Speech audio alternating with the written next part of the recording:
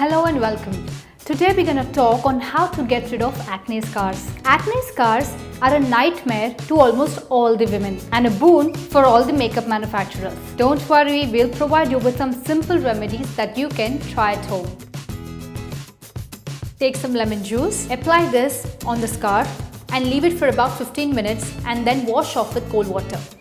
Repeat this twice for a week. Lemon juice acts as a natural dye and a bleaching agent and also helps in lightening the skin. Take some olive oil. Apply this on the scars in the backward motion. Leave this for about 2 hours. And then wash your face. Repeat this twice a week to get visible results. Take some mint leaves, make a paste and apply it on the face.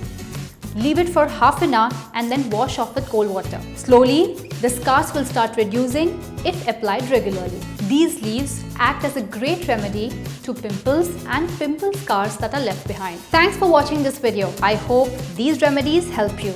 Stay healthy. Do like this video and subscribe to Style Craze for more such videos.